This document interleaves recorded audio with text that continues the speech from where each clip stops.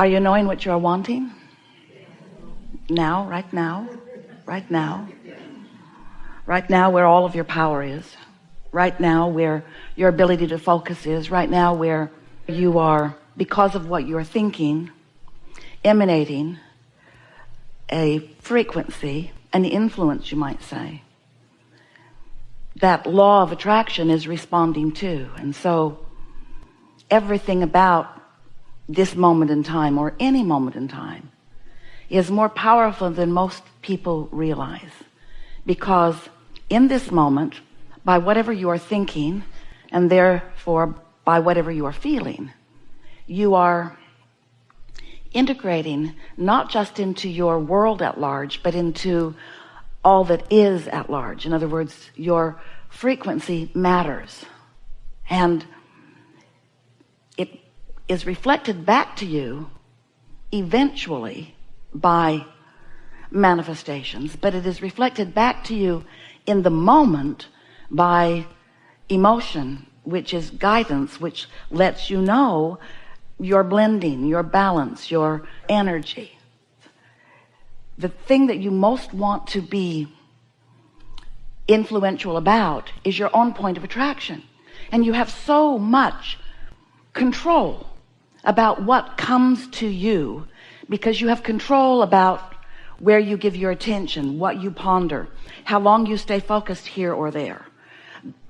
By deliberately choosing the subjects that feel good when you ponder them, so that you focus longer until there is more vibrational momentum, and therefore more power, more connection with source, therefore more leverage, therefore more positive influence.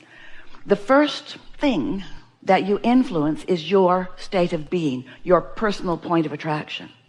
And once you get a handle on that, and it doesn't take long, and you're consistent about the way you approach life, you're consistent about the way you respond to things, you're consistent about the well-being that you feel no matter what, your freakouts become fewer, and your substantial knowing what you're doing becomes more frequent, and your love is consistent, and your concern becomes less and less. As you get a handle on your approach to life, which for most of you means, to a large part, your response to life, then what begins to happen is you begin to see the benefit of caring about how you feel, which gives you the ability to align with the whole of who you are, which gives you a leverage or an influence that we can't even define mathematically, but you will be able to define in the way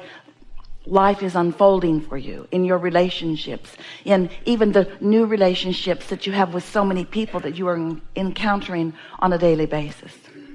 You are so much more than you know here in these physical bodies, and that larger part of you, sometimes you call that part of you your soul. We have been calling it for quite a long time your inner being. That part of you is always flowing with you, while often you may be oblivious to that. But your emotions will help you to know how in sync or not in sync, how aligned or misaligned, how allowing or not allowing, how much you are allowing yourself and your broader self, your inner being, to be integrated in this moment. Your inner being is always flowing to you, but your receptivity of that is really what we want to talk about here today. Just because this well-being is shining to you does not mean you're letting it in. And if you're angry, your anger means you're not. If you're frustrated, your frustration means you're pinching it off too. If you are having one of those moments where you are feeling so much love you can hardly stand it, that means that you are in sync with who you really are. And the coupling of you and you is really what the art of allowing really is. The coupling of you and you is really where your vibrational clarity is. It's where your power is. It's where the influence that you came here to offer is. It's where you become part of the solutions instead of fanning the flames of the problems. It's where you become the you that you've intended when you made the decision to come into this physical body. So you were source energy before you focused into this physical body. And the larger part of you still is that source energy. But here you are, magnificent you. Here you are, living your life, focused upon a lot of things and offering a lot of vibration. And so we don't think there's anything more important for you to understand than how it feels when you offer vibration that is in harmony with the whole of who you are, with the love of who you are, of the well-being of who you are, and how you feel when you're pinching that off. Most of you have been listening to us for a while, yes? And most of you know everything that we just said to you, although we chose a different way of saying it because we wanted your undivided attention. And most of you have a very magnificent platform that you are standing on. And you are in the place where you are deliberate creators and you are living life happily ever after, mostly. But here today, we are really so appreciative of your willingness to play with us, because we know that together we will take thought beyond that which it has been before, that you will discover new insights for yourself. Often it's because of something that someone who is sitting in the hot seat is expressing, or something that we are explaining back to them. Sometimes the insights will come directly to you because of this vibrational atmosphere and because of the momentum that we will accomplish here together today. You will be receptive more than usual, and so ideas will begin flowing to you too. Sometimes it will be an idea of how to contribute here by sitting here. Sometimes it will be an idea that flows to you that is the solution to something that you've been pondering. In other words, this is a wonderful opportunity for becoming a vibrational match to who you really are, which is what we are calling the receiving mode. Here in your physical body, life causes you to explore and to evaluate. That's just who you are. And to consider and to, most important, come to conclusions of your preferences. And that matters so much. Most of you do not give yourself enough credit for the preferences that are born in you. You want to yield to what others think rather than understand the power of your own desires that are coming from your life experience. So when that preference radiates from you, we often call it a rocket of desire, because it shoots out when you're least expecting it, and usually when there is some sort of contrast that really is clarifying for you what you don't want, which also clarifies what you do want. And so this vibration radiates from you while usually you're not able to maintain it because it's not the frequency that you usually hang around in. It's like a little sort of mini quantum leap where the situation has just caused you to know for a moment what you want. And when that rocket of desire radiates, your inner being understands it fully, embraces it fully, becomes it fully, holds the vibrational frequency of it fully and forever for you. Now that rocket, as it emanates, you can't see it or hear it or smell it or taste it or touch it. You can feel it if you're paying attention. But it is a vibrational beginning of a creation that has not evolved enough that you can actually see it or hear it or smell it or taste it or touch it, while you may very well know it. So we've been wanting to create a scenario where you can accept the reality and the importance of that desire that is coming forth from you, and how it is received by your inner being, and by the focus of your inner being, held in a vibrational, you could call it a holding place, you could call it a gestation place, you could call it a place of well-being. We've been calling it your vortex.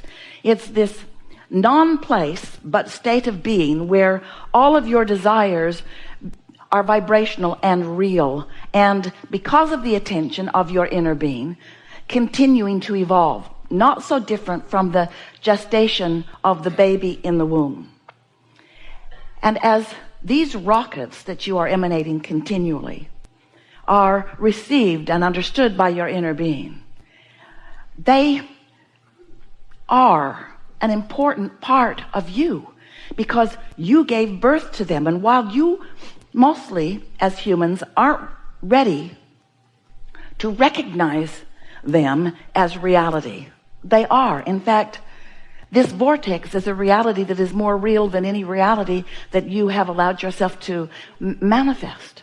So today we want to talk not only about how this vibrational reality, how robust it is, and how full of so many things that you care about are, but how you go about, by your deliberate and intentional focus, by utilizing your guidance system, how you go about turning those thoughts to things, witnessing the evolution, the never-ending evolution. Just like a lot of life happened before you actually launched that rocket, a lot of that rocket of desire, a lot of that becoming is going to become before it is obvious to you that it is becoming. But you could, if you knew what you were doing, you could observe it in its earlier stages, and you could enjoy it in all of its becoming before it bursts out into the manifested scene. And this is what we want so much for you to understand, because the majority of your life is about that part of it. You say, I want this, and then you often remain in a state of dissatisfaction until you see it. And your attitude is, I'll believe that when I see it. And we want you to come to know you've got to believe it before you see it. And the more you believe in it, because you're basing it on a different criteria than its full manifestation, you can see plenty of full manifestations by looking around at what is already created. But there's no juice in what's been created. The juice is in what's becoming. And your satisfaction in life is always about you being conscious and aware of the becoming. You are creators. You are creators. And you are interested in creating. And you think that you are creators who are interested in creations. But you are not. You are creators who are interested in creating. Because it is the in the moment, hands-on, hands in the clay, conscious awareness, clarity of the creating that is where the satisfaction is, you see. We have enjoyed the interaction with you, specifically with you. The vibrational place that you brought to this room was wonderful at the beginning, and even more wonderful now.